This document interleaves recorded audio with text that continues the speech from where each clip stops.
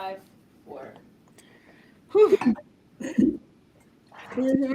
All right. Welcome, welcome, welcome. Hey, everybody. Welcome to Two Queens and Crystal Things, the podcast where we are on some manifest your life, Manifest it shift your mind, this time, y'all. and raise the consciousness type of shit. Hey, I am Mia.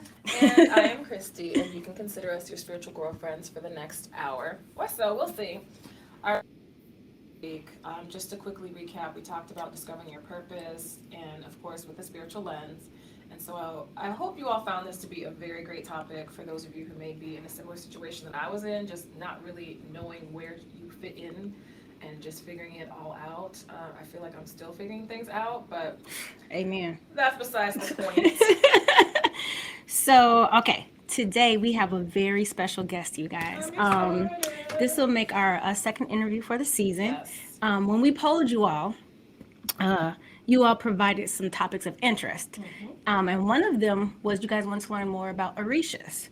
So today we're going to learn more about the Orishas. We're going to learn more about Yoruba.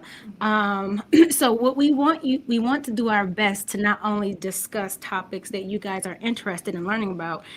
This is also an opportunity for us to learn because I feel like I'm about to be in school right now. So Grab your notebooks. grab your notebooks, guys, for real. I should Yes. grab my notebook. Yeah, I'm gonna grab my notebook. So before we allow our guest to introduce himself, yes, it's a him. I think this will make the first male ever on the podcast. It is. Yeah, and this is season 3. But there are so many facets and layers and branches within spirituality that, there are different branches and different traditions that some of us may resonate more with and others may not necessarily. But so for today, we're going to touch on the Orishas today. And then I think we're also going to talk about Ifa. We have some questions that have been listed out just because we don't really know a lot about this. So if you need to correct us, please correct us. So we're going to touch on Ifa today, which is a Yoruba religion and system of divination. And honestly, I was curious about the Orishas because I wanted to be able to fully understand this aspect of spirituality. And I also felt like I was being called to do some work with my ancestors. So I had a reading with Baba. Is that what you want me to call you during this episode? What do you want me to call you? Baba is fine. Okay, so Baba. all right. Had a reading with Baba.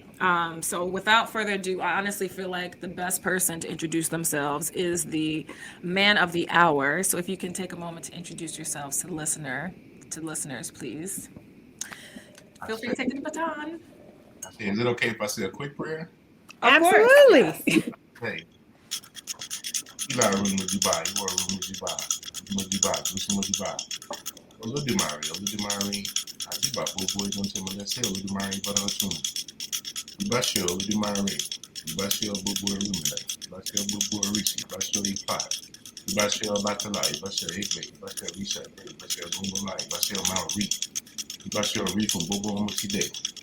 Àgọ́ Ifá àti Olódùmarè fún mi Ifá wọlé pẹ̀lú my hands in ọmọ mẹ́rin àti Christy àti Mia. Wọ́n ní gbogbo rẹ̀. Lucy Bobo Ajugun. We ask you, pray, Father, Olódùmarè, to bless us to have a fruitful conversation. You guide us, and that you help us to be able to inform our community about the tradition of our ancestors. Ashe. Okay. All right. I had to. I'm like, you gave me a little chills. Okay.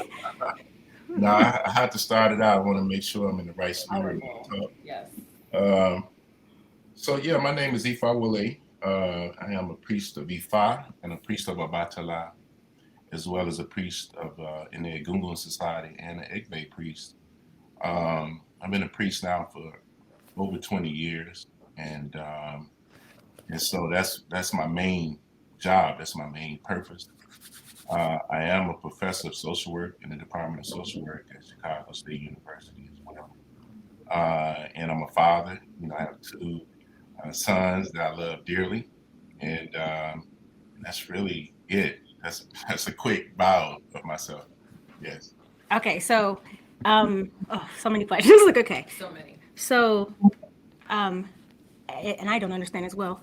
People may not understand why we call you Baba, which is short for Baba Walo. Did I say that right? Well, Baba, strictly speaking, translate to mean father, right? Gotcha. In Yoruba culture. So, priest really should take on the role of father to the community in the sense of, supporting people, having some level of wisdom to guide people, protecting people, things that fathers should do. But yeah, it is also short for Babalawo as well. Mhm.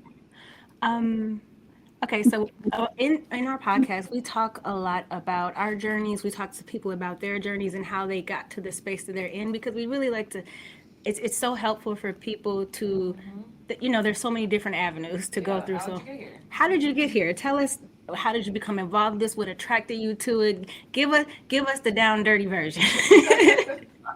All right. Well, of course, I'm from Mississippi, and so I was born, and raised in the Baptist church, and spirituality has always been important to me because I knew that you couldn't really function in the world without it. And so that went on up until I left, home, and then I went into the military and met this brother who introduced me to, this idea of reading about your history. Right.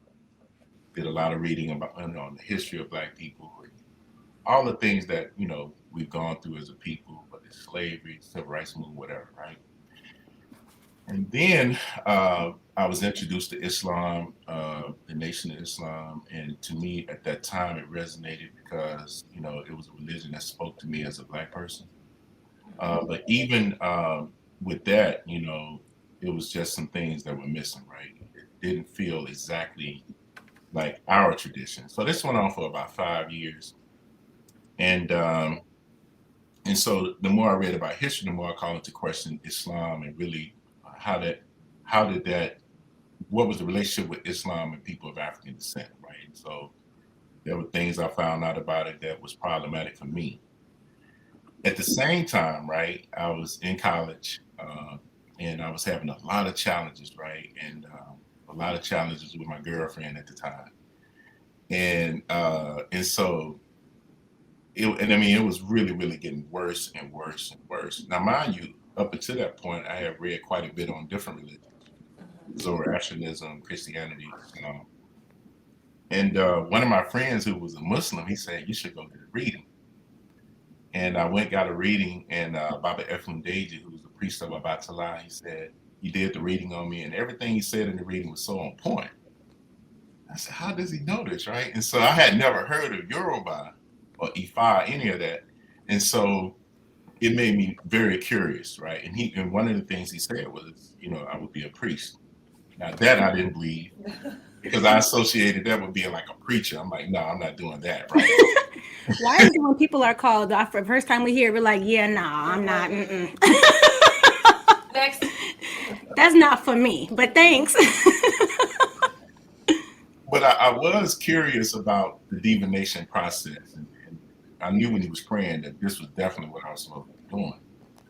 But at the time, I was so focused on, graduating from school, going to law school. That was like kind of what I wanted to do. And I was serious about that. And so I graduated. And at the time, my girlfriend, my college girlfriend, we were struggling. And so she went to Texas and I came to Chicago.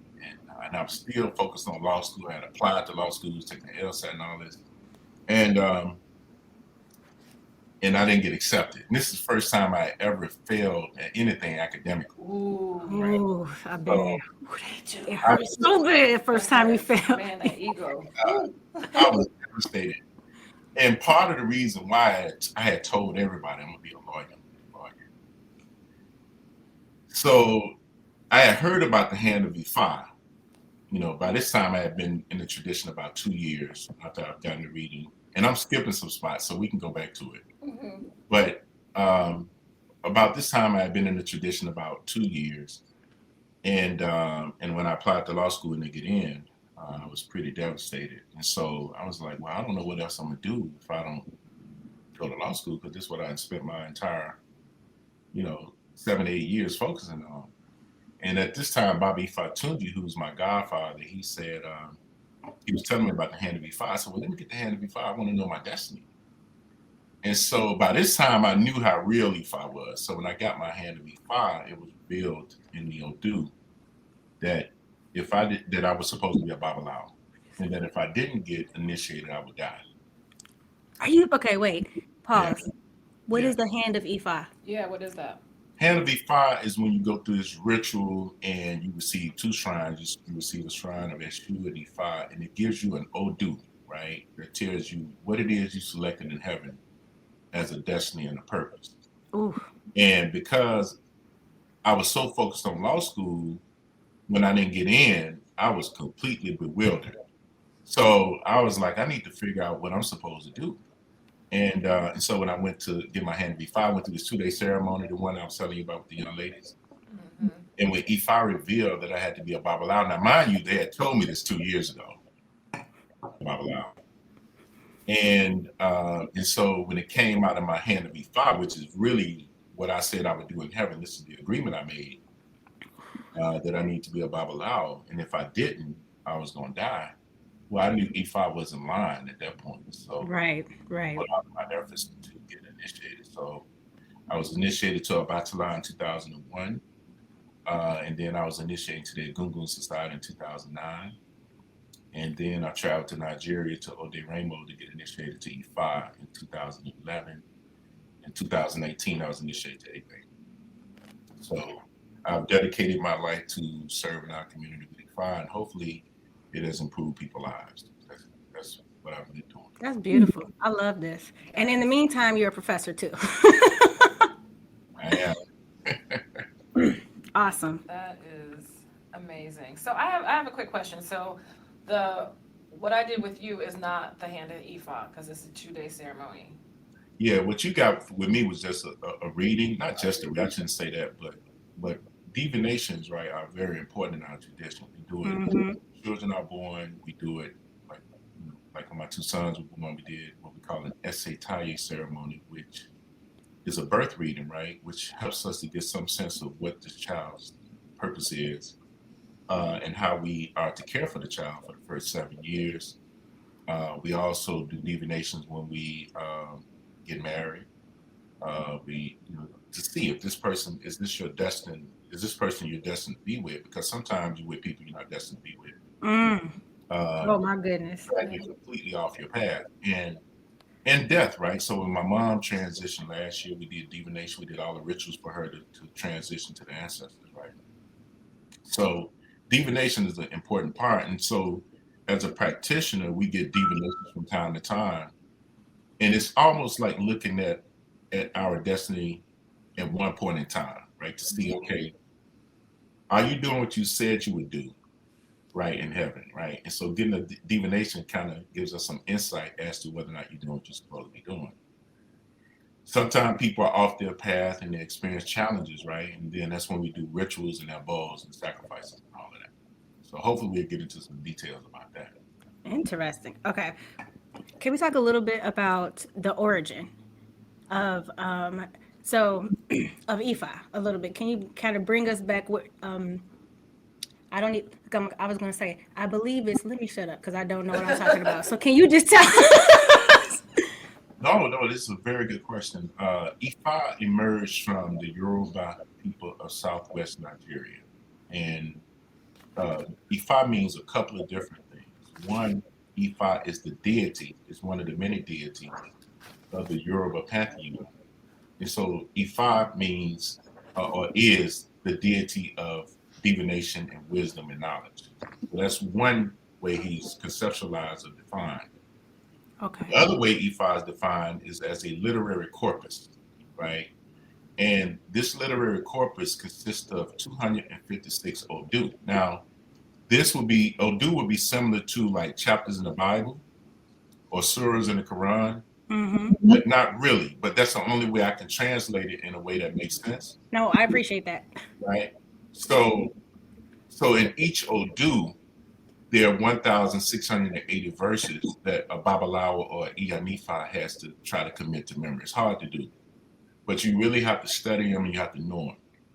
And so when Christy came and got a reading with me, we did divination and I recited these poems, right? But these were poems that were verses in the Odu. right? That our ancestors were able to document and develop over time. And the Babalao's job is to recite the essay or recite the verse, even though it's talking about something in ancient time, and interpret it to your reality in 2022. Got it. Right? So Ifa is the deity, but Ifa is also this literary corpus, right? And this literary corpus is a body of wisdom that our ancestors were able to accumulate over thousands of years, right? And so when people come get readings from us, it's not that we're predicting the future, it's saying this is what's probable based on previous observations of this particular experience. Or this particular, when this Odu was revealed, this is what our ancestors observed is likely to happen, right? And they were able to make that type of prediction over thousands of years of observation. Okay. That makes sense? Yeah, no, it does. It makes a total sense. Now, this may be a somewhat of a it's not an ignorant question, but I really do. Are other ethnicities allowed to be initiated into Ifa? Oh, yeah. Okay. Yeah, there are people of European descent who's initiated to Ifa. We have to be clear that it did emerge from Africa, but Right. you have whites, you have Latinos, and clearly, right, in Cuba with the Lakumi, and Right. you have Brazilians, people who in Brazil that practice candomblé, which is a type of practice of Ifa, resulted from the slave trade. So it's quite a bit of that, in terms of people of different ethnicities and races practicing the tradition. They practice it in different ways, but they do practice. Now, is Santeria similar in that way? Or no? Yeah. Okay. Well, Santeria, came across the ocean as a direct result of the transatlantic slave trade, right? And the irony of the slave trade is that, most of our ancestors came from the west coast of Africa, right? So from the region we call,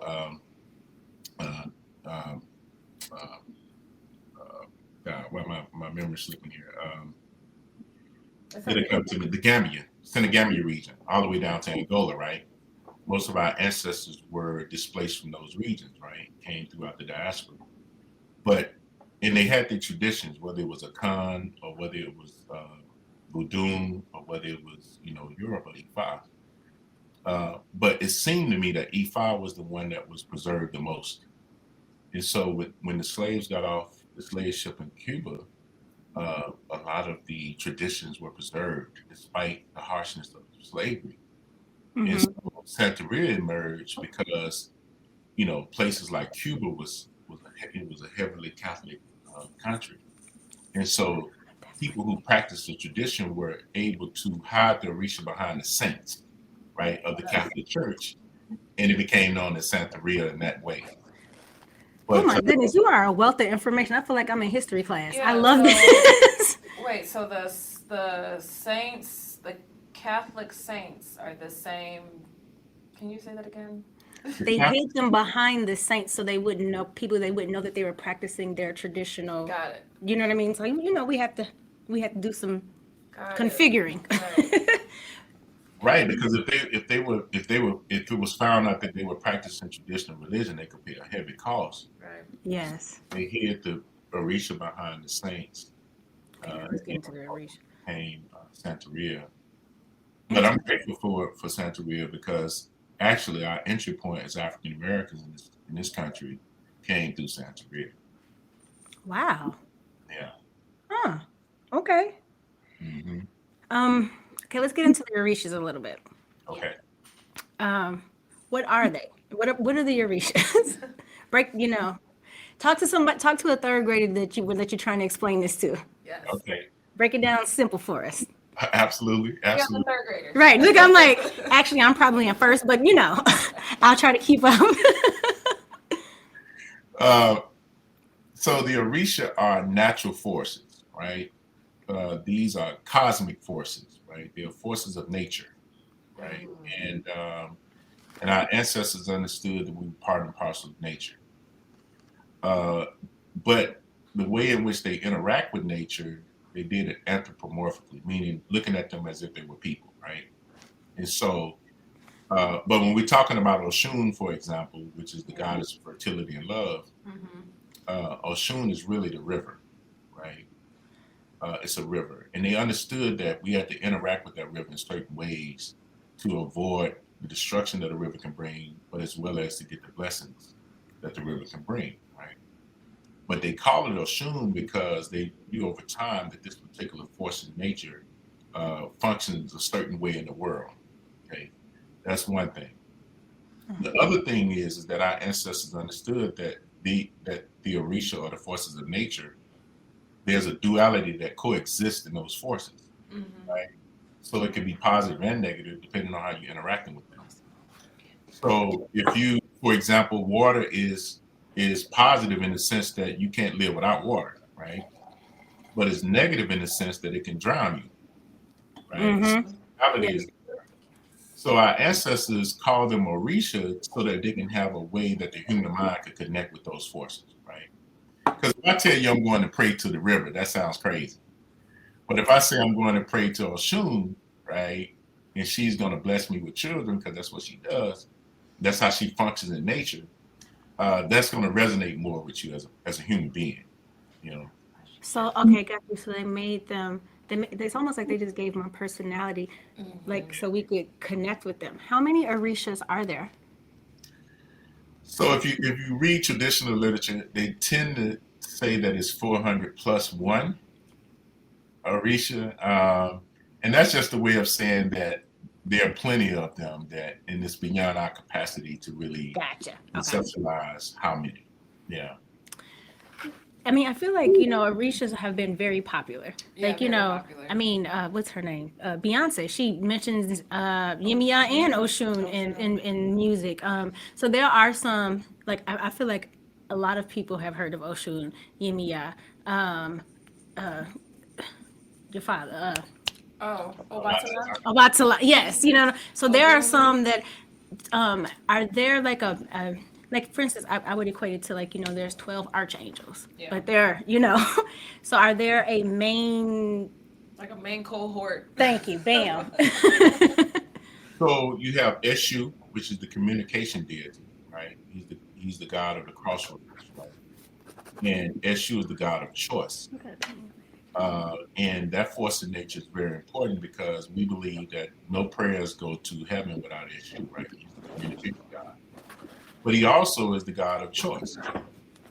And one of the most important things in life, particularly as it relates to your destiny, is the choices you make. Yes. Right? The choice you make really dictate the trajectory of your destiny. So we always appease Eshu. At least I pray to him all the time to make sure I make the right choice. Because choices, if you make the wrong choice, it can really derail you from the path, right? Right. Eshu is also the spiritual police, meaning that he's the deity that really takes into account your behavior, right, and report it. So if you're out here reckless and just doing crazy stuff, right, planting bad seeds, then know bad karma coming, right? Right. And then you have the deity Ogun. Ogun is the god of iron and warfare. He's the god of technology. And again, this force of nature is vital. Like we couldn't be here without Ogun. Ogun governs the steel that hold bridges together because he's the god of steel. He's the deity that governs the steel that run tractor trailers, our cars, this technology we use, and that's Ogun's realm. But more importantly, he functions in nature as the god that removes obstacles out of your way.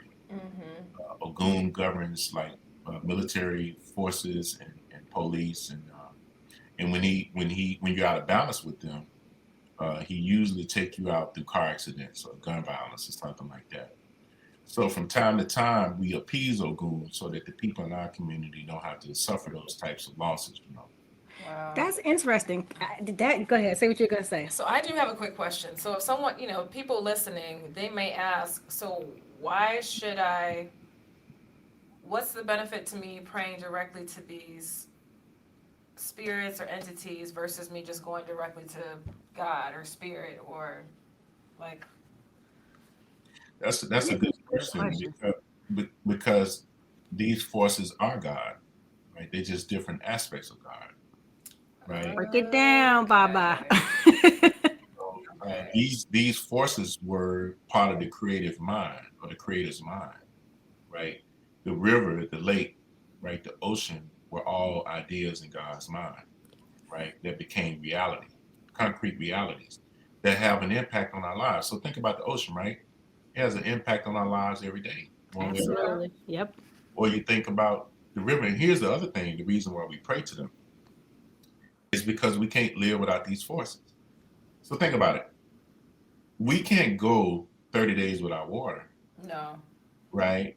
And so we believe as Yoruba people that anything you can't live without, the essence of God is in that, Ooh, right? I like that. Or we, like if I came and just close your nose, right? And no, you can't live without air, right? So we worship that air we call Oya because without her we can't even survive physically. But they're all still aspects of God. So you're not just turning your head from God.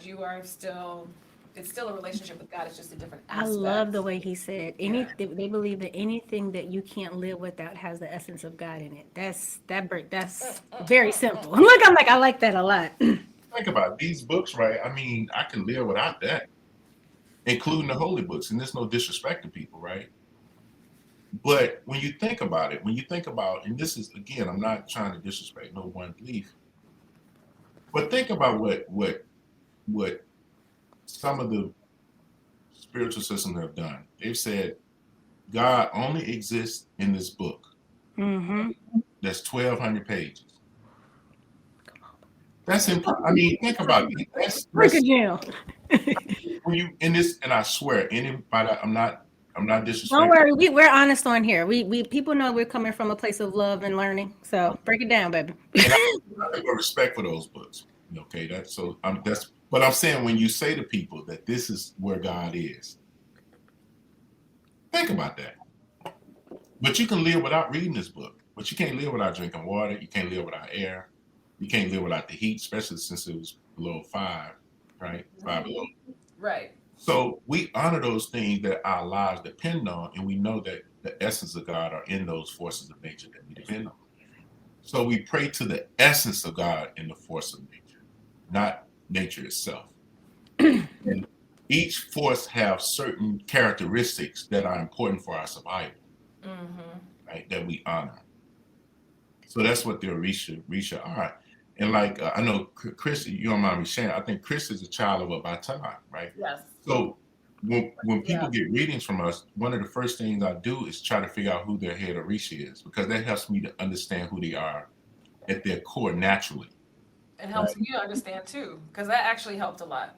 So can you explain what you mean a little bit about a head Orisha, and does everybody have one? Everybody has one. Okay. Right. So we all come to the world with this force of nature. There's one dominant force that gives us our natural proclivities, our natural inclinations. And the thing I love about that, it really helps me, or it provides a framework for understanding human development or human behavior, I should say.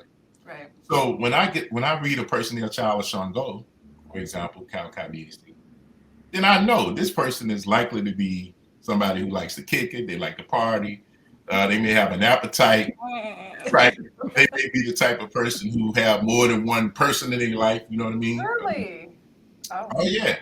And wait, Obatala? Necessarily. Shango. Yeah, Shango, right? They like for the party, right? And male and female, they tend to be attractive people. People like to be around them. Fast moving, they business people. They're using in politics, right? We know that that's what they're inclined to do. So me as a child of Obatala who have a different energy, I don't judge what they do, right? Or a child of Oshun who comes up in here, right? I had a young lady who came in here probably about maybe 4 or 5 years ago. She came in with a see-through dress on. I'm like, okay, no brown, right? And I looked at her, I said, this is a child of Oshun. You said you knew. Very sexual or sensual, is that what it was? Yes. Okay. Now, some quote-unquote spiritual leaders would have judged her. Right. And she's young enough to like be our daughter. I mean, sit down somewhere. Anyway, but she came and so she came in here and I was like, and I love her too. She's a sweetheart. And she laughs to this day about this. And I said, "You coming here with a see-through dress on, right?" And sure enough, we cast Ifa. She's a child of Oshun, and so that's who she is naturally, right? So Yes. Orisha gives us. It helps us to understand who people are in their natural, who they are naturally, right? Yeah. I'm a child of Obatala, right? Me too. So I love to read. I love knowledge. I like to teach. I like to think. I like smart folks, right? So, that's what I like. And my life is pretty simple. You Like to know, learn. I like to learn. I don't have to be in the forefront. I can be in the background. I'm cool. I'm like this sounds a lot like Christy. Like seriously, for real. Yeah. So you mentioned, you said when you throw the, and I didn't miss that word. Can you talk a little bit about the tools that you guys use in your Yes. divination? Yeah. So Babalaos use a pulley chains, right? And I wish I had brought something with me, but we use a pulley chains and we cast Ifa, right? And so when we cast Ifa, and the Odu is revealed, and we know that there's a lot of information in that Odu. So it looked like we're just throwing a chain, but no, there are like several verses that Odu that we have to kind of know or at least consult, right? Or when we're doing like really high level divinations like birth readings, marriages, and stuff like that, we cast the king. These are like the 16 palm nuts. So we cast, right, and then we mark Odu on the opponent 5. And so same thing. Once the Odu is revealed, it tells us, okay, this is the experience that this person is having at this time. Gotcha. And these words, what language is this you're speaking? Yoruba. Yoruba. Okay, got it. So did you have to learn the entire language to be able to serve as a priest? Not the entire language, but I tried to get a working knowledge of it. You know what I mean? Okay. But not the entire language. Okay, because your prayer was fully in Yoruba, right? Yeah, one of the things that had happened, Christy, when I first got initiated, I spent like a year studying my prayers and just trying to understand it, so that when I pray, I can connect with Obatala and pray on behalf of people too, Mm-hmm. That is amazing. Okay, so a question that I have, can you explain? Well, we kind of talked about it, I think, in before we started recording. We talked about it a little bit. So can you explain what the hand of Ifa is? Like, what is that? So the Hand of Ifa, right, is a ceremony in which you receive your shrine of Eshu and you receive your Ifa shrine. And these are shrines you have to pray to and take care of the rest of your life once you get them, right? But with your shrine of Ifa, we cast to see what is it that you selected in heaven, okay? And let me just go back a little bit on Ifa. Ifa is based on a theology, right, for lack of a better term, Okay. that says that every human being on earth comes to the world with a destiny, right? Everybody. We have a purpose. Yep. Go to this place in Odu Ifa that says, this place called Ajala. We go to Ajala, we select our Ori, which has our destiny, right? And we say to Olodumare, look, I'm going to earth, I'm gonna live 85 years, I'm gonna accomplish X, Y, and Z. I'm gonna marry once, I'm gonna marry twice, I'm gonna marry 3 times, I'm gonna have 1 child, 2 child, no children. I'm gonna be a priest, I'm gonna be an artist, and the god Orumila records it. Okay. And once he records it, right, it's sealed. And so part of what happens, Chris, sometimes is that people, the reason their lives are so challenged is because they are not doing what they came to do. So we go to Ajala, we select our destiny, right? We go to Olodumare, the creator, we say, this is what we're going to do. We're going to be on earth 85 years. We're going to have 1 wife, 2 wives, no wives, 1 husband, 2 children. I'm going to be an artist. I'm going to have wealth. I'm going to have no wealth, right? And then the god Orumila, right, or Ifa records this and it's sealed. So at the shock of birth, you forget generally what you agreed to. Sounds familiar. Right. So one of the things we do as soon as a child come out, if it's a girl, 7 days, or 9 days, we cast Ifa to see, okay, what is this person's experience as they enter the world? And then 3 months later, we cast again to see what's the experience of the Ori entering the world. And by the time my sons were like 2 and 4, we got the hand of Ifas just to see, okay, what are they supposed to do? And so when they come over here on the weekends, they go downstairs, they pray to the Ifa. You know, it's just like clockwork. I don't have to tell them. They go down there. Yeah. So did you My go ahead? son already know, for example, that he selected the kind of destiny that he's going to be a Babalao, right? And so, Wait, one of your sons is going to be a Babalao? yeah, my oldest son, right? So he already knows, and he's like, I'm ready to go, right? And so, How old is your son now? 15, my oldest son. Wow. Yeah. Wow. So when you make those agreements in heaven, right, you have to come to earth and fulfill it. And the most important thing on earth is fulfilling your destiny. Yes. And part of what I had to realize, and I think that's why I went through this thing with being a lawyer, was it just wasn't my path. Mm-hmm. And so, you know, so that's the theology behind Odu Ifa, if that makes sense. Look, I'm learning so much. Right. So I'm saying, how can I ask? So somebody that you actually know, I do readings, and so when I do readings, especially on this particular person, she's a daughter of Oshun. When I always meditate before I do readings. Oshun has come to me and she will tell me what to wear. Oh, yeah. She'll come to me and she'll be like, no, I want you to Yellow. put these earrings on, put yellow on. She's And very- so I'll come in. And so when she comes in, I'm like, well, your girl came to me and she told me she wanted, and I listen because, respectfully.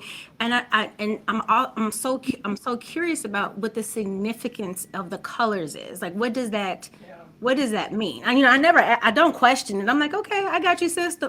We'll take care of it. Oshun is clear. She's very clear. She came in like, Yeah. put that off, put this on. Oh, and she always wants me to wear jewelry. Like she likes, some movement going on, right? A little chingle going on. So what is the significance of the colors for Orisha? That's a good question. Color carry vibrations. It really does. And I think our ancestors had a very primitive, and I don't say primitive in a bad way, but primitive. They had a real grounded understanding of colors, right? And it wasn't that they had vast explanations for it, but they just knew that certain colors were good, certain colors were bad, certain colors were associated with the Orisha. And I think that it's important because sometimes wearing the wrong color can attract the wrong forces, right? Right? Yeah. So, for example, children of Abatala, we really shouldn't wear black. Only white. We You're shouldn't. not supposed to wear black. Nope. Your whole wardrobe black. We shouldn't wear that. We just shouldn't. There's a story that Obatala lost a war wearing black, right? And so he lost a what? there's a story that talks about him losing the war because he had on black. Right? Mm-hmm. And so our most power comes from wearing white. Right now, when I'm feeling, and I know this is true, like when I'm feeling down, sometimes I put on white. Yeah. And it makes a difference. Me too. Yeah, it makes a difference. Me too. But Oshun is yellow is our color for sure, orange, white, And, That's interesting because when I'm like that with colors too, and it's not necessarily never been connected to Orisha, but when I'm feeling down, it's green or red. Oh. So something like I love green and I love it. For some reason it just gives me a little. I know, right? And go, right. But yes, I now I'm wondering. But it's true. Like each color does carry a certain vibration with it. Yeah. I like that. I think I've always been drawn to black just for protective, But yeah, there are times, and I have, since I've had my reading with you, I do know that children of Obatala should not be wearing black. So there are times where I'm like, Christy, no, wear some white. I just don't have a lot of white because I'm that person that gets it dirty. I could wear white and eat barbecue. Of course you can. I cannot. I love wearing white though. But I do have a question, and I do want to be mindful of time. So, our show is Two Queens and Crystal Things. So I am a lover of crystals. I love crystals, and I know that, we talked about divination tools. Do you use crystals at all in your practice? I don't use crystals. People have been generous in giving them to me, but I don't necessarily use them. Okay. Yeah. Interesting. And then if someone's interested That was in, not going. oh, go ahead. No, that was gonna be my question. Go ahead. I'm glad you asked. So if someone is interested in learning more about this, do you have any resources or books or something? Suggestions? Yes. Oh yeah. There's one book by John Mason. John Mason. Mhm. Okay. He's a priest scholar. It's called Black Gods, Orisha Studies in the New World. Say it one more time, because they're gonna be writing it down like I am. Black Gods, Orisha Studies in the New World. And what he does, he gives you a real concise, bullet point explanation of some of the key components of our tradition.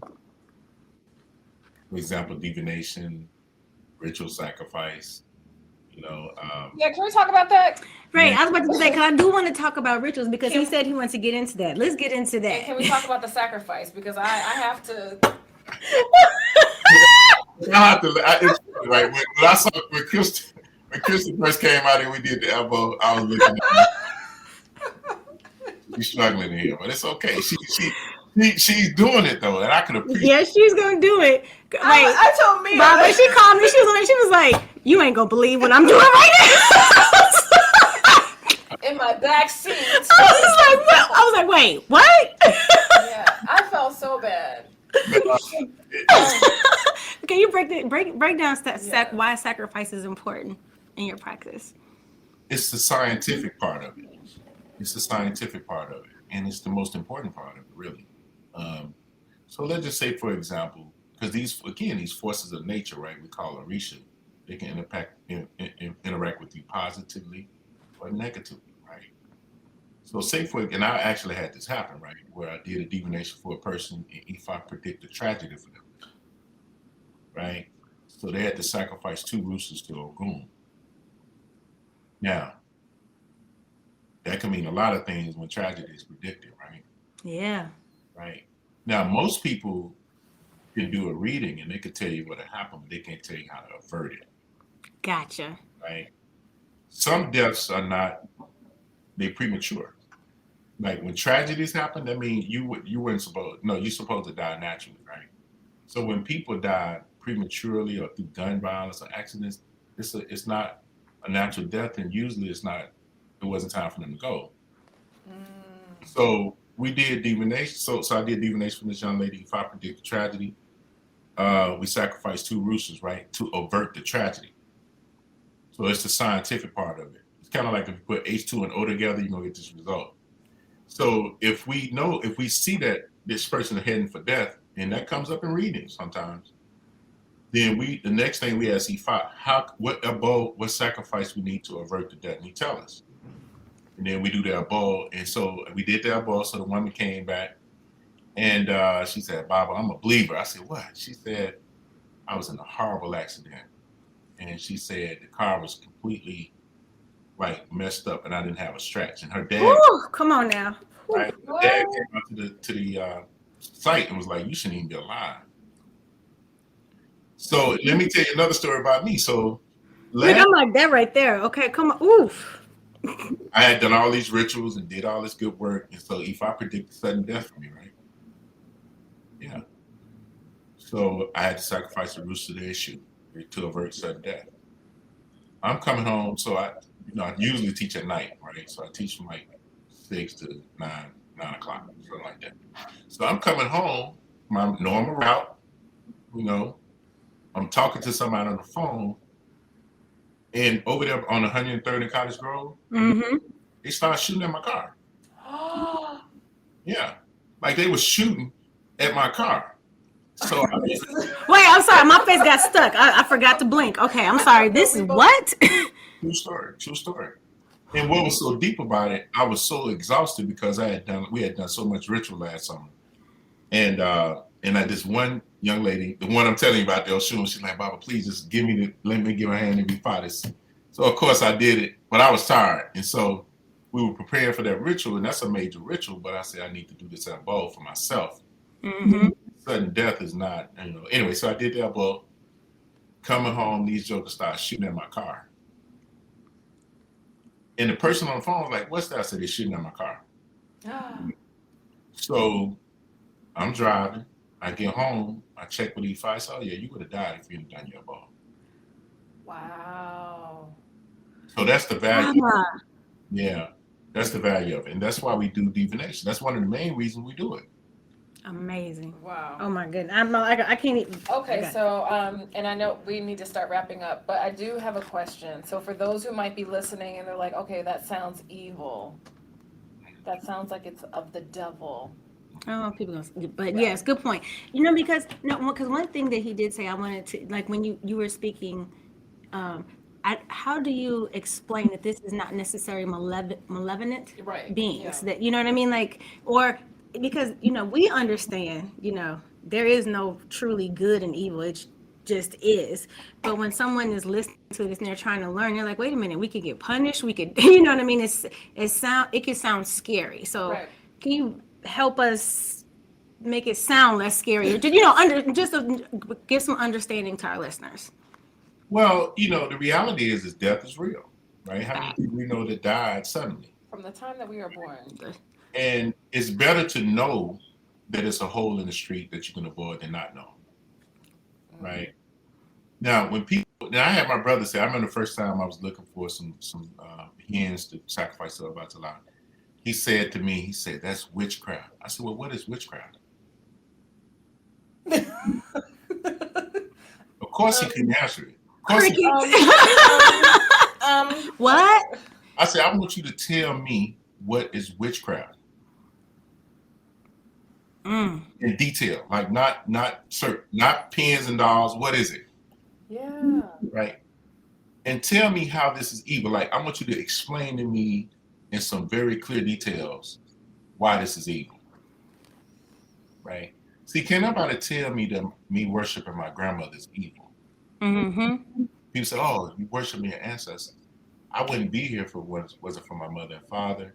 I wouldn't be here if it wasn't for my grandmother and grandfather, great grandmother, great grandfather. These are my ancestors. Yes. I carry their genetic structure.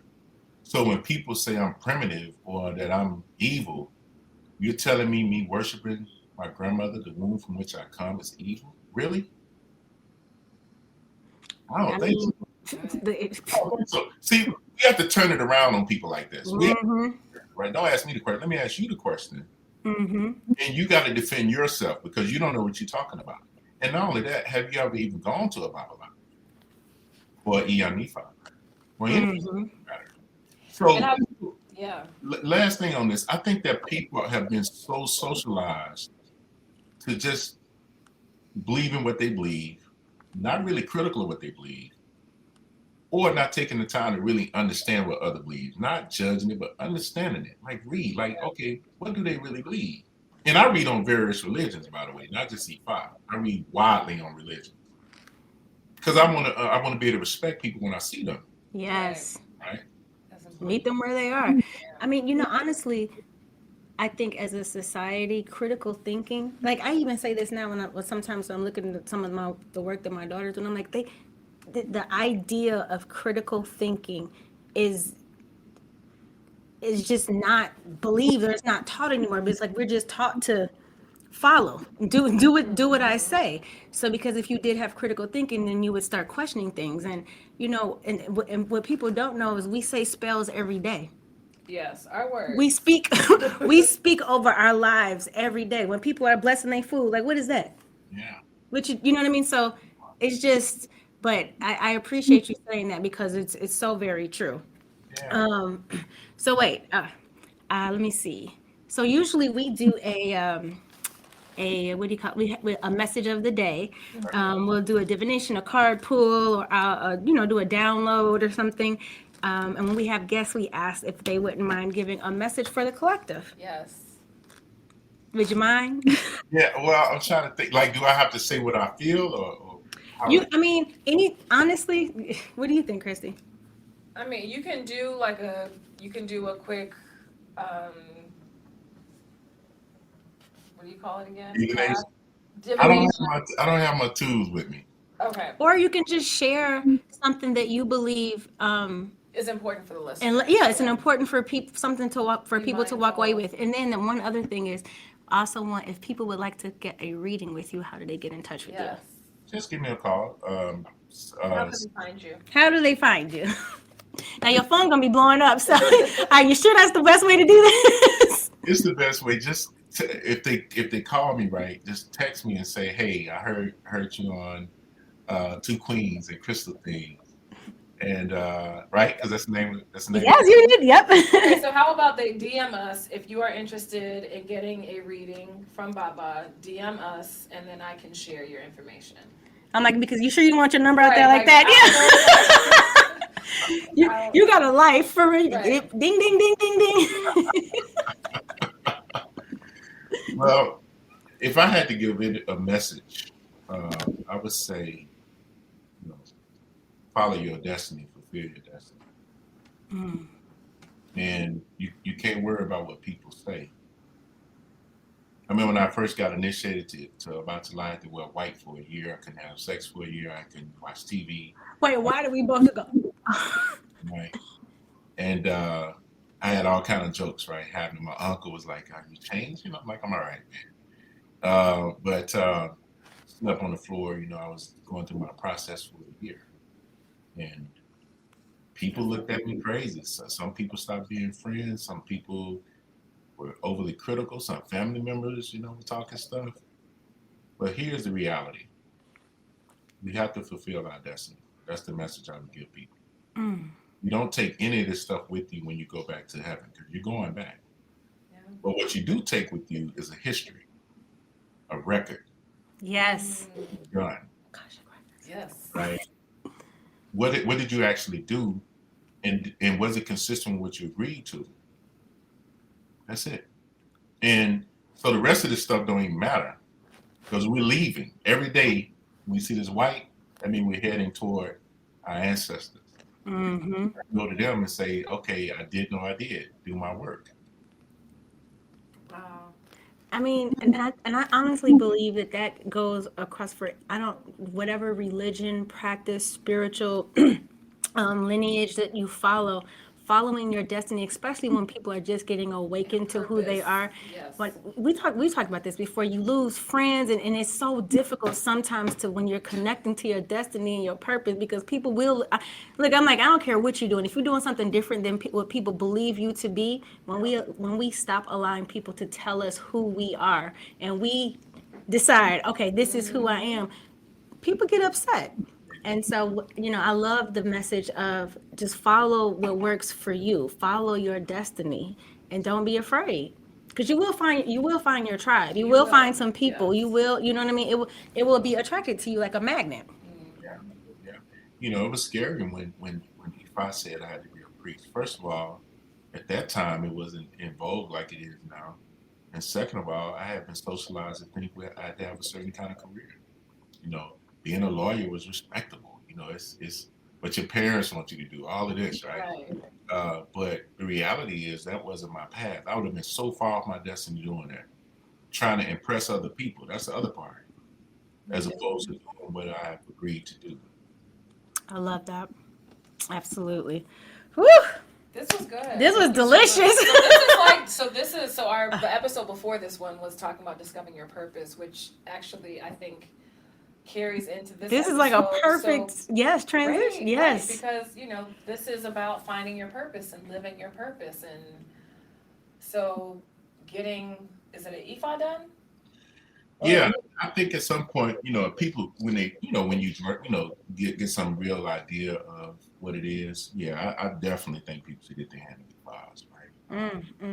So that you understand your purpose. So you understand your purpose and your taboos, what you shouldn't do and what you should do. Like, for example, I can't eat peanuts. That's a taboo, right? And, because that may be the thing that get me ill in the long run. I can't do chicken, right?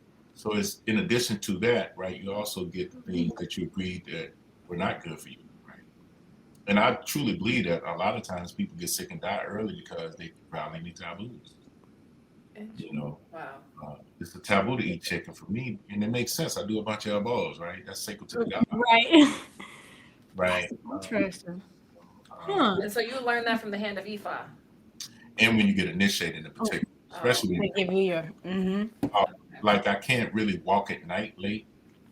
So You're that also a very big man too, so Like, ain't nobody about to kick your butt, honey. You got this. he's a very big man, so people may look at him and be, intimidated.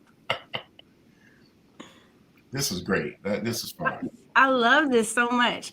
So thank you very much. You guys, seriously, if you are interested in getting a reading with Baba, hit us up and we'll DM us and we'll share his information. We don't want everybody going we don't want to send them in like, look now, make him change his number. But he's definitely open to it. You will be getting a call from me because I definitely need to get one of these readings now. I'm like, you got me now. Okay. Healers need healing. Yes. So thank you all for listening so much to Two Queens and Crystal Things. Thank you, Baba, so much for joining us. I really felt like I was in school. But I feel like most of the time I was sitting with my mouth open like, oh my God. It makes so much sense. But it's just interesting how all of the branches in spirituality, they all have like very similar stories. Yes. There's some connection. Yes. So interesting. If you guys have any questions or want to follow up with us, follow us on IG at Two Queens and Crystal Things.